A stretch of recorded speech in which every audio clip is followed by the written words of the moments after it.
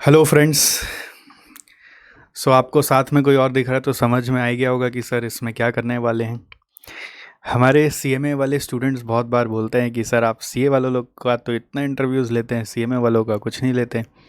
तो हम सीएमए वाले क्या कोई पराए हैं? तो मैं उनको हमेशा यही समझाता हूँ, ऐसा कुछ नहीं है, सबका सब समय आता है तो हम सबका सब कुछ करते रहते हैं। बट पॉइंट ये है कि समय आने पे होता है, आप एक्साइटेड ना हो कि पहले किसी और का हो रहा है। तो अभी हमारे साथ जुड़े हुए हैं नितेश माहेश्वरी, जिन्होंने सीएमए इंटर अभी जो दिसंबर 20 एग्ज़ाम का रिज़ल्ट आया उसमें ऑल इंडिया रैंक 37 हासिल किया है। जैसा कि मैं अपने हर बच्चों के साथ बात करता हूँ, इवन जैसे कि ऑल इंडिया रैंक 1 के साथ भी बात करता हूँ, तो बात वही है सब जगह कि कोई रैंक का सोच के नहीं चला होता है। रैंक बस अपने मेहनत के कारण आया हुआ होता है। वो मेहनत बस पूरा करते हैं तो एंड रिज़ल्ट दिखता है कि कुछ एक अच्छा पोजीशन हासिल हुआ है। इसके पहले वाले इंटरव्यू में ऑल इंडिया रैंक 10 जो सीए इंटर के थे, हमने उनके साथ भी बात की थी, तो यही बात निकल के आई। जो जो बच्चे पूछते हैं ना कि रैंक के लिए क्या करना चाहिए, ऐसा कुछ नहीं है। रैंक के लिए किसी को नहीं पता क्या करना चाहिए, बस ये है कि पूरा पढ़ना चाहिए, कैसे पढ़ना चाहिए, उसी की चर्चा हम करते हैं। इन वीडियोस के थ्रू हम आपको जो परफॉर्मर्स है उनकी स्ट्रैटेजीज़ आपके सामने ला के रखते हैं, जिससे कि आप उनको समझें, उससे अपना बेस बना लें कि मैं बेयर मिनिमम मेरे को ये करना है। उसके बियॉन्ड आप अपने हिसाब से भी बहुतों की स्ट्रेटजी सुनते हो तो आपको अपना एक स्ट्रेटजी भी क्लिक करता है, आप उसको भी फॉलो कर सकते हैं। वैसे नितेश का हाईएस्ट मार्क कॉस्ट में ही आया है। इन्होंने हमारे यहाँ कॉस्ट की क्लासेस लिए, 92 मार्क्स इनका कॉस्ट में आया है। और कॉस्ट एफएम में कॉस्ट वाला पार्ट ये हमारे यहाँ ही पढ़े हैं, जिसमें इनका मार्क्स 93 आया है। It's very unusual, but in online mark sheet it's not very unusual, but still it's unusual, as in this great marks have been achieved by the students with lots of accuracy. So without wasting time now, Nitesh अब आपको अपना पूरा बताने वाले हैं कि journey, जैसे कि मैं इनसे यहाँ से सवाल पूछना चाहूँगा कि सीएमए ही क्यों उन्होंने चुना, वाई नॉट सीए, तो सीएमए ही क्यों चुना, वहाँ से नितेश अपने जर्नी को थोड़ा सा आप एक्सप्लेन करना कि कैसे घर में डिसीजन हुआ था कि सीए नहीं सीएमए, फिर उसके बाद फाउंडेशन हुआ, तो फिर इंटर में क्या कठिनाइयाँ आई, कैसे फाउंडेशन इंटर डिफरेंट लगा था आपको, और फिर इंटर की पढ़ाई आपने शुरू से लेकर लास्ट तक कैसे की। और उसके साथ साथ आप ये भी बताइएगा कि मेन जो चैलेंज आता है, पढ़ाई तो सभी कोई करते हैं, सभी बेस्ट टीचर से पढ़ाई करते हैं, जो मेन आता है ना वो सेल्फ स्टडी, वो आपने कैसे किया। और डे बिफोर रिवीजन जो सबसे क्रूशियल मानते हैं हम लोग सीएमए में, बिकॉज यहाँ पे छुट्टी नहीं मिलती है एज़ कम्पेयर टू सीए, तो वो डे बिफोर रिवीजन भी आपने कोप अप कैसे किया। जस्ट एक बोलते हैं ना जो पास्ट हुआ उसी को आप हमें डिस्क्राइब करके थोड़ा सा बताएं, जितना आपको जो अच्छा लगे, जो याद आ रहा हो। ठीक है, लीजिए Nitesh. First of all thank you sir for inviting me. And sir, सबसे फर्स्ट ऑफ ऑल कि मैं जब ये इस कोर्स में आया तब मेरे पेरेंट्स को ये था कि चल भाई सीए तो सब लोग ही करते हैं। प्लस फ्रैंकली बोलूँ तो मेरा भी कोई ऐसे पर्सनल डिसीजन नहीं था कि मेरे को सीए करना है या सीएमए करना है। मैं पापा सिस्टर लोग के बोलने पे आया कि चल कॉस्टिंग करते हैं सीएमए के। मैं अंदर आया, सीएमए में आया। फिर फाउंडेशन से इंटर की जो जर्नी थी वो एक्चुअली थोड़ी लॉन्ग हो जाती है ना, तो फाउंडेशन से 4 सब्जेक्ट एंड देन इंटर से 8 सब्जेक्ट्स। तो फाउंडेशन से इंटर में जो मेरे को कठिनाइयाँ आई वो ये थी कि मेरे कॉलेज थे साथ में, कॉलेज के साथ ट्यूशन्स का टाइमिंग, उसके बाद फर्स्ट एडमिशन के टाइम में जो ये सब प्रॉब्लम हुई थी मुझे कि मेरे को कैसे क्या ये कोप अप करना है आगे एंड ऑल, कैसे क्या ट्यूशन्स लेना है, कहाँ पे लेना है, कैसे मेरे को पढ़ाई करना है। फिर धीरे धीरे ये सब सेटल हुआ एंड देन मैं फिर ट्यूशन्स स्टार्ट किया। ट्यूशन्स जैसे कोविड में फिर सब ऑनलाइन ही हो गए थे। फिर ट्यूशन्स करने के बाद जैसे एक क्लास किया हमने, तो एक क्लास के बाद थोड़ा सा रिवीजन कर लिया कि क्या गो थ्रू कर लिया एक बार, क्या पढ़ाई हुआ है। एंड देन नेक्स्ट क्लास अगर पॉसिबल हुआ, जैसे एक एक दिन में अपने ऑनलाइन में 3 क्लास का टारगेट रखते थे कि एक दिन में 3 क्लास हो जाए। फिर 3 क्लास हो जाने के बाद at the end of the day थोड़ा सा रिवाइज़ कर लिया सब कुछ, होमवर्क हुआ। सारा क्लास ऑनलाइन कर देते हैं? हाँ, सब कुछ ऑनलाइन। एंड रिवाइज़ कर लिया एंड देन होमवर्क जो होता था, होमवर्क सेक्शन पहले करने के बाद होमवर्क पहले किया and then next class on करता था। जो भी डाउट होता था वो सब नेक्स्ट क्लास में रिज़ॉल्व हो ही जाता था। एंड देन ऐसे करता गया एंड लास्ट में एग्ज़ाम के पहले I have 3 months for my self study. मैं सेल्फ स्टडी किया 3 मंथ्स, 3 एंड 3.5 मंथ्स था मेरे पास, ट्यूशन्स मेरे कंप्लीट हो गए थे। फिर उस टाइम ऑनलाइन को भी लेके इतना ये था कि ऑनलाइन है कि ऑफलाइन है। फिर मैं अपना पढ़ाई किया, सेल्फ स्टडी करता गया। I mean past year paper, MTP, RTP, bit questions, ये सब बहुत इंपॉर्टेंट होते हैं सीएमए में कि पास्ट ईयर क्वेश्चंस कर लो तो बहुत इम्पॉर्टेंट हो जाता है वो सब।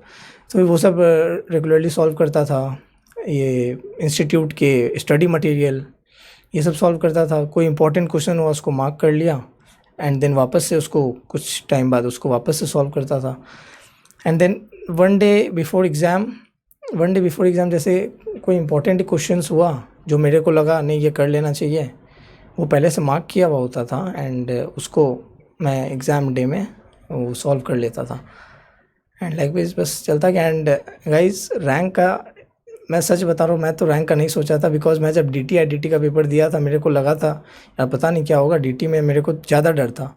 But luckily I got rank. Rank के लिए कोई नहीं सोचता गाइस, चिल मारो, पढ़ाई करो अच्छे से एंड सब हो जाएगा। थैंक यू नितेश, बड़ा शॉर्टकट में एकदम प्यार से सब सारा चीज़ ही बता दिया आपने। सो डे बिफ़ोर मैंने नितेश को पर्सनली ये क्वेश्चन अलग से बता दिया था कि डे बिफ़ोर का बहुत सारे CMA स्टूडेंट्स का क्वेरी आता है कि सर कैसे रिवाइज़ करेंगे। तो वो डे बिफ़ोर कैसे रिवाइज़ करेंगे उसका जवाब होता है कि जब आप अभी पढ़ रहे होते हैं ना शुरू से, तो उसी को ध्यान रखते हुए पढ़ते रहना होता है कि डे बिफ़ोर मैं कौन कौन सा सम को दिखूँगा। अब वो देखना मतलब अब वो किसी किसी के हाथ में इतना समय होता है कि वो उसको कर ही लेता है रफ में स्क्रिबल करके, कोई होता है कि उसको खाली फिर देख के जाता है। जितना बट फास्ट आप कैलकुलेटर में कर सको ना वो उतना आपके लिए बेटर है। तो पॉइंट है कि जितना फास्ट आप उसको अटेम्प्ट करोगे उतना क्या होता है, मन से डर निकल जाता है। वो डर निकालना सबसे ज़्यादा ज़रूरी होता है और वो करे बिना होता नहीं है। वो देख क्वेश्चन पढ़ते हैं आप इम्पेशेंट हो जाते हैं और तुरंत देखने लग जाते हैं, उससे प्रिपरेशन अधूरा रह जाता है। एक क्वेश्चन और आता है नितेश कि जैसे कि ऑनलाइन में अभी जिस तरह के क्वेश्चंस आए हैं CMA ऑनलाइन में, उसमें इंस्टीट्यूट ने अपना वही पुराना क्वेश्चंस पूछा है कि कुछ अलग अलग क्वेश्चन बना के दिया है? नहीं सर, कुछ अलग अलग क्वेश्चंस भी दिए थे जैसे, बट ये होता है ना कि अपने पास्ट ईयर पेपर अगर कर लेते हैं तो उससे एक आइडिया मिल जाता है कि किस टाइप का क्वेश्चंस आता है। ये ऑनलाइन मोड भी था तो क्वेश्चंस तो अच्छे ही थे ऑब्वियसली, बट ये था कि एक MCQs में हो गया था तो वो चीज़ थोड़ा सा ईजी हो गया था, बट क्वेश्चंस के लेवल जो थे वो सब मतलब अच्छे ही थे। वो MCQ हो गया था मतलब वो पैटर्न क्या रहता है फ्रेंड्स कि नॉर्मल क्वेश्चन ही है जो 8 मार्क का आना चाहिए था, पहले भी 8 मार्क का आता था, अभी भी 8 मार्क का आता है, बट उसका 4 पार्ट क्रिएट कर दिया जाता है। 2-2 मार्क का 4 पार्ट है और वो 2-2 मार्क का एक एक MCQ बनाया हुआ है जिसका मेन क्वेश्चन ऑलरेडी आपके पास है। जैसे अमालगमेशन है तो परचेज कंसिडरेशन का एक वर्किंग नोट आप लोग करते थे, उसका 2 मार्क अलॉट कर दिया। परचेज कंसिडरेशन क्या, 4 में से एक चूज़ करो। सो लाइकवाइज वो आगे बढ़ता जाता है कि बैलेंस शीट का टोटल क्या रहा है फॉर एग्जांपल, तो 4 ऑप्शन में से एक चूज़ करो। इसी तरह से कॉस्ट में भी क्वेश्चन है, इसी तरह से FM में भी क्वेश्चन है। So there is nothing new to be done for online pattern. This is what I am trying to make you understand कि आपका कुछ ऐसा नया नहीं हो रहा है ऑनलाइन होने से, जो पढ़ा है उसी को करना है, ठीक है। और एक और बात खाली लास्ट मेरा ये क्वेश्चन है नितेश से कि जो ऑनलाइन एग्ज़ाम हो रहे हैं आपके, उसमें बहुत बार इंस्टीट्यूट मैट में कोई क्वेश्चंस होते हैं जो बहुत समय से गलत किए हुए हैं या फिर कुछ अलग ही अजम्पशन लगा के किसी क्वेश्चन में किया हुआ है। तो उस सिनेरियो को एक स्टूडेंट को कैसे डील करना चाहिए? अगर इंस्टीट्यूट मैट में ऐसा कोई सम दिखे जो मेरा कुछ अलग आंसर है एंड इंस्टीट्यूट का कुछ अलग आंसर है, तो फर्स्ट ऑफ ऑल तो उसको और ज़्यादा देखना चाहिए कि वो लोग क्या किए हैं। बट उन लोग का कुछ अगर अलग फॉर्मेट है, अगर उन लोग का कुछ अलग फॉर्मेट है करने का, तो फिर मेरे हिसाब से तो उनके हिसाब से ही जाना चाहिए, जो वो जिस हिसाब से करते हैं, क्योंकि आफ्टर ऑल मार्क्स तो उनको ही देना है ना। तो बट अगर अपना भी प्रोसीजर सही है तो फिर उसको ही फॉलो करना चाहिए, बट उसको लेके उतना पैनिक नहीं होना चाहिए एग्ज़ाम टाइम। ठीक है, जो होगा देखा जाएगा, अपने तो करें। Nitesh is a very chilled boy, so इनके लिए था कि चलो अपना देखा जाएगा। बट अगर उस समय मेरी राय अगर बोलो तो इंस्टीट्यूट का ही फॉलो करना चाहिए। ऐसा नितेश को मैंने ही बताया था पहले भी, तो वो उसको फॉलो किया और उसमें क्या डिफरेंट हो रहा है वो भी समझ लेना चाहिए। ऑलराइट, ऐसा नहीं कि इंस्टीट्यूट का सॉल्यूशन को कम्प्लीटली इग्नोर कर देना चाहिए। अगर कोई कैलकुलेशन एरर है, सिली मिस्टेक है, तो आप उसको इग्नोर कर सकते हैं। बट अदरवाइज अजम्पशन वाइज अगर कुछ डिफरेंट है तो इंस्टीट्यूट का सॉल्यूशन ही आपको फॉलो करना चाहिए। भले ही अपने ट्यूशन टीचर से जो होता है बाकी जगह वो भी सीख लिया, but at the same time tuition का भी जो सीखा हुआ है उसके अलावा इंस्टीट्यूट का भी जो कराया हुआ उसको भी अपडेट कर लिया। So that's all in this small interview of Nitesh, and I wish him all the success in his finals. एक बार जो इंटर में रैंक ले आता है उनसे उम्मीद ज़्यादा बढ़ जाती है समाज की कि ये फाइनल में भी हमारा नाम रोशन करेगा, तो आपको और ज़्यादा प्रेशर और परफॉर्मेंस एंजाइटी रहेगा आगे फाइनल में। बट आई एम श्योर कि एक बार होता है ना कि तो एक बार नहीं, ताला कैसे खोलना है, अगर उसका चाबी अगर एक बार मिल जाता है ना तो सब्सिक्वेंटली भी आदमी वो ताला खोल लेता है। तो आई एम श्योर जनरली ये देखा गया है कि इंटर में अगर वो एक बार पोजीशन हासिल कर लेता है ना फाइनल में, फिर करता ही करता है। ये ऐसा मतलब वो कैरिज्मेटिक पर्सनैलिटी का पार्ट बन जाता है कि आप फिर कॉम्प्रोमाइज़ नहीं करते अपने पढ़ाई से, क्योंकि आपको भी अपने आप से उम्मीद हो जाती है। तो I really wish to shine और wish him to shine again in finals also. And final की पढ़ाई ऐसा है कि जैसे इंटर का 8 subject is equal to final का 1 सब्जेक्ट, हम लोग ऐसा बोलते हैं। थोड़ा वॉल्यूमनस होता है फाइनल का पढ़ाई, not necessary in all but in most of the subject. So you have to work very hard. And हम लोग और भी लोगों से मिलते रहेंगे, तब तक आप सब अपना ध्यान रखिए।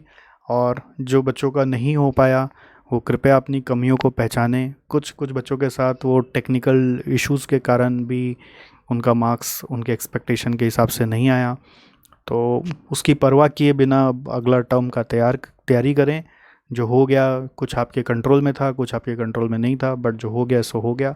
अब उसको याद करके अपना आगे का टर्म ख़राब ना करें। मेरी यही रिक्वेस्ट है कि आप लोग अपना पढ़ाई वापस अच्छे से स्टार्ट करें और इन भैया दीदी लोगों से, अपने फ्रेंड लोगों से समझ के अपनी कमियों को पहचानें, क्या क्या चीज़ आपने नहीं किया। जैसे कि नितेश ने बताया कि मैंने सर वो पास पेपर्स पूरा डीप में जाके हर एक को सॉल्व करके देख लिया था, जो इन्हें लगता है कि इनकी सफलता का एक राज है।